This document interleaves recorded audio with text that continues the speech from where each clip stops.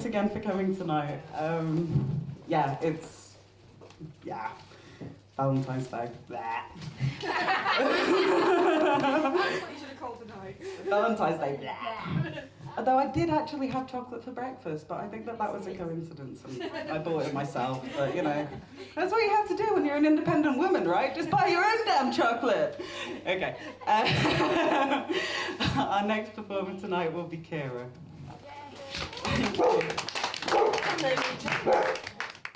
I'm working on a graphic novel which is called Planet Umbra. It's not a terribly happy place. In fact, Umbra is a hell world. The human settlement grew from mining colonies founded many millennia ago. The abundant mineral resources, limited indigenous life, allowed it to grow and become a centre of scientific industrial power. Every time the resources dwindled, alien expansion, science industry, compete for the reins, superpower matrices, constant war, global war inevitable, blah blah blah, blah blah blah blah, a single global slum. It's not a happy place. Don't go there on the holidays. Don't take anyone there on a date. They really won't like it. Speaking of which, there's a gig. And it's great, it's the best fucking gig ever. It's got huge, enormous, flaring sparks, and the music's amazing, and it's the best gig ever. And it's never gonna happen because it's on another planet which is fictional. Oh dear. And, well, there's a person there who just happens to be a 600-year-old immortal machine human called a mechanthrope. And he's stood on his own. And I just misgendered them because I'm a silly ass. And they stood on their own, not drinking, looking kind of wistful. I just realised I'm actually reading the wrong side. That wasn't very professional, was it? Stood alone, leaning on a rail, looking wistful. A handsome man approaches. Are you drinking? Not tonight. It's a shame, you look like you could use a drink. I have responsibilities. It doesn't have much effect on me anyway. I have a high tolerance. A lot of people say that. Wouldn't you like to relax a little? I did say I have responsibilities. They look at the man, he looks back and moves a little closer. Your dress is lovely, and your muscles are so fine. You're Walt, right? The immortal guy? Walt takes a deep breath. Yeah, the immortal guy. They turn to the handsome man and put their arm around his waist. He reciprocates and moves to kiss Walt, but they shake their head. I can't. You're pretty. I'd like to spend time with you, but I can't be with anyone. I'm sorry, I can't even kiss. I'm sorry. Do you have anxiety issues? No, it's worse than that. I'm sort of a carrier. Oh no, Walt, darling, I feel for you. Just stop you kissing. I'm sure you can't transmit with saliva or anything. No, some diseases can't, but I'm not like that. I've been exposed to many diseases, and if I have intimate contact with humans, I might infect them. I'm contagious. The handsome man looks at Walt and begins to cry. Walt hugs him. You seem like a really sweet person. I'll introduce you to some of my friends. I know lots of nice people. Do you want to go backstage? No, I shouldn't bother you anymore. I'm sorry, Walt. You must be so lonely. He sobs. Walt holds him close as he cries. He leaves soon after.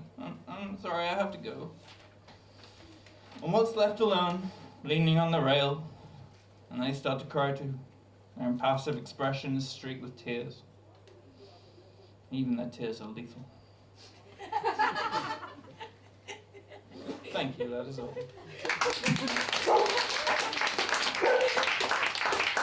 This is a tender love poem to the entire female half of the human race, and it's called 50 Shags a Day.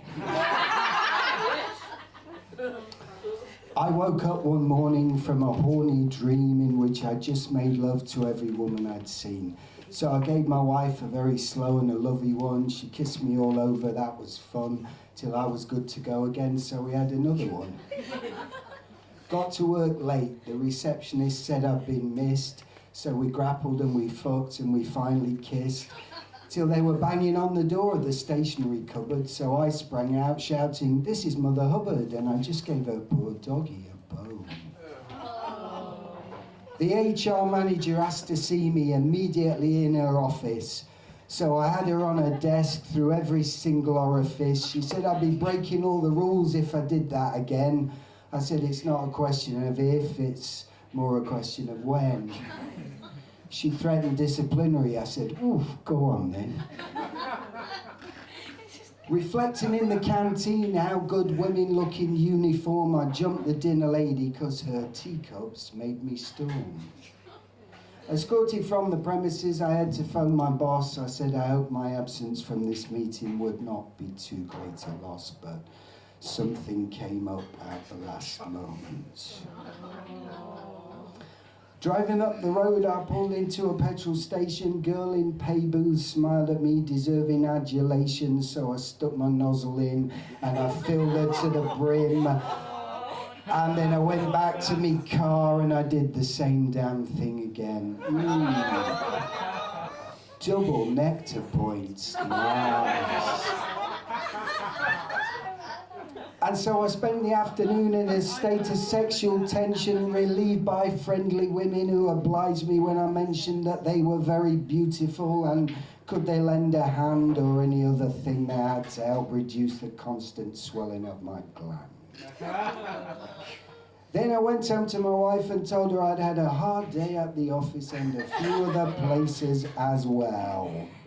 But the days they came and went, and so did I, in a blur of bums and tits, whoever caught my eye. And although I lived the dream, I had to think of my position, so I rang the doctor's surgery to meet with my physician. And please, may I see a male one? The doctor ummed and ahed, performed some routine tests. I opened wide, I coughed, I spat, he listened to my chest. He said, "There's nothing wrong with you," and my heart sank. What seems to be the trouble? Well, doctor, it hurts when I wank. Thank you. This is a poem about the mating habits of howler monkeys. And there was a science story on Facebook that I really enjoyed, and it was about the correlation between testicle size and howl volume of howler monkeys, and it's not necessarily what you'd expect. And there's a bit of an audience participation element to this poem. You'll get it, it'll be really obvious what I need you to do. Please do join in. Some scientists studying primates in heat have made a connection I find rather neat. When each amorous male to his howler girl calls, the louder the monkey, the smaller the balls. Already know it. At first, they all thought the reverse might be true, that the big bollocked monkeys had big voices too, but that theory, when put to the test, well, it falls. The louder the monkey, the smaller the balls. Now, well, I'm sorry. Cut that bit. Why does nature create them, these sexual fakes? Do the females know loudmouths don't have what it takes? For if not, the poor girls, this deception appalls. The louder the monkey, the smaller the balls. Now, to anthropomorphise this tale would be wrong, and that certainly isn't the point of my song. There's no human equivalent this phrase recalls. The louder the monkey, the smaller the balls. But we're not far apart on the family's tree, and this strange correlation's familiar to me when some simian specimen bellows and brawls. The louder the monkey, the smaller the balls. Now, my song's at an end, all the facts I have stated, and I thank all of you who have participated. So let's listen to who has the loudest of calls. The louder the monkey, the smaller the balls. But actually louder at the end. Usually it's a lot quieter in the last chorus. Thank you very much. This is a found poem. For anyone that's not familiar with the concept of a found poem, it's a poem you construct out of words you've found elsewhere. I think the title of this one gives away where I found them. It's called Things Men Have Sent to Me. You can be so delightfully cold sometimes. Cold, literally and figuratively. You're much cooler than I thought you were. You have amazing breasts. This isn't making you feel attractive to the world. I know what I'd like to do tonight. I didn't think English girls had asses like that. If you stay, I'm going to ask to fuck you. People won't be taking drugs and having sex in the street yet anyway. I bet you'd also like to see my coffee table. To be honest, I have a much nicer bed. You have beautiful thighs. Don't fall in love with me. Do you mind if I go? I was holding on to my testicles the whole time, big, sweaty, meaty balls. Taking you outside alone was a weird thing to do, but for some reason I thought that it was right. I do sometimes decide I just need to escape, though I would never leave anyone on their own. I want to leave you in no doubt that there exists no sexual feeling between us. You're a lot like my sister. It's because you're young and hormonal. I'm basically on break with a girlfriend at the moment. I've also been making an effort to distance myself from everyone I met at uni. I'm just messing, Amy. Why can't you flirt? Girlfriend is a stupid word. I'm a fascist. Is that why we can't have sex?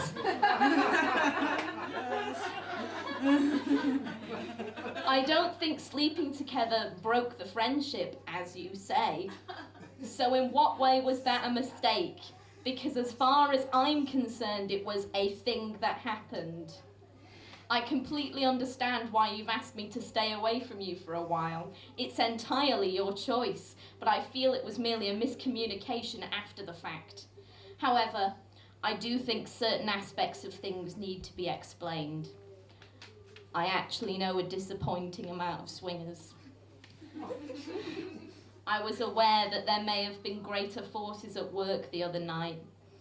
I'm faintly aware I need to stop drinking as much as I am. I feel that I never really made any friends. White, straight men are the most prejudiced against group in the modern day. Feminism has gone too far. If women can't climb the career ladder, that's their own fault for having babies. I think you'll change your mind about having them one day. I think you could break me, but you're wrong. I could break you. I would never hit you. This is compromise. This is how they treat women in my family. She deserved it. She got on his nerves. She was irritating and talked too much. They were as bad as one another. She engineered the divorce because it suited her. I need to know if it's bad, what you need to talk to me about. Why would you talk about that? I must ask how much you have discussed what I said last night. Have I done something wrong? I just don't understand where this has come from. I don't know how I can help. How am I not respecting you? Hey, just out of interest, was I lacking a big sweeping gesture? Or were you just not interested in me? Are we still friends? Thank you. Today is Valentine's Day, and I've come to the conclusion that drugs are bae, because drugs always leave me in cold sweats with withdrawals, sleeping naked in my drawers, speak with the drawl. Drugs always set my endorphins off spiking, and I really always liked them, and they like me. Drugs never asked me for no sympathy, no slits on my wrist. Indeed, my drugs may have left me with a broken mind, a token smile. But if I smoke a while, I'll probably cope. Don't choke when the smoke clears. I do dope when the coke tears up my nose and leaves me dripping inside. I'm drifting, sipping from a chalice while I hallucinate this palace of my own making may sting at a later time. But what the fuck is love to me? A sulfur seed when plugs were like my bras and sisters. My tongue is blistered when I gum elixirs, and Listerine can't disinfect the lung. Brazilian slums are what my soul embodies, but what's love when I can't hold a hobby down? A man with no attention span, a plan, a man with a billion sutures on his future, a man aloof, his brain's a soup, and his heart is cottage cheese. But maybe if I take a blotter, these thoughts will leave me, and maybe I should have bought her a drink instead of spending everything but the kitchen sink on me and myself. but that's when the drugs repeat. Now I got a Sega Genesis where my heart used to be on my Mega Drive, because, you know, I'm pandering to the US and UK references. And it actually was Sega Genesis in the US and Mega Drive here. Oh, thank But you. on my Mega Drive, 8-bit Sonic, there was a hedgehog on my TV, Illmatic in the background, my older brothers had me, got me listening to Halftime, fell in love with half rhymes, half blame on the drugs, fulfilling me full of pain, fulfilling all of the prophecies, always knew it but never wanted to confront anomalies or provide for the fact I'm better or not. I mean, I'm clever, give myself a lot of credit, but drugs are really bae, and she never can let me forget it. Thank you. So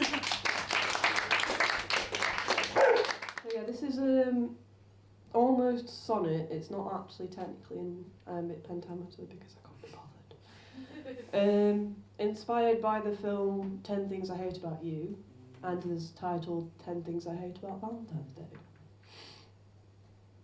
I hate how you take over all the shops in this town. I hate the phrase gifts for her, and all the pink makes me frown. I hate all the soppy cards, they make me feel quite sick. I hate the romance diehards and the limited edition lipstick. I hate the cheap tacky bears and the chocolate and flowers. I hate all the other useless wares that seems to arrive in showers. I really do wish it would go away, 'cause I can't stand Valentine's Day.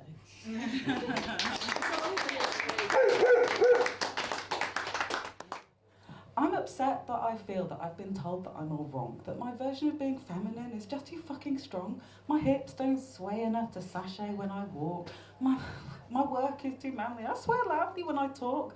My height is too great and my hair too fucking punk. He wants me more demure? I say bring on the funk. I'm too strong and muscular, I emasculate a guy, but then if I get ill or sad, it's a downer if I sigh. He doesn't like my strength, so it's a further irony that he's seemingly not okay with vulnerability.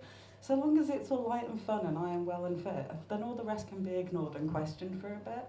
But if I have a migraine or I dare to take a pill, then this is seen as evidence of weakness of the will, as if I want some illness or a trauma from my past, as though it is not worse for me than a mild pain in his ass.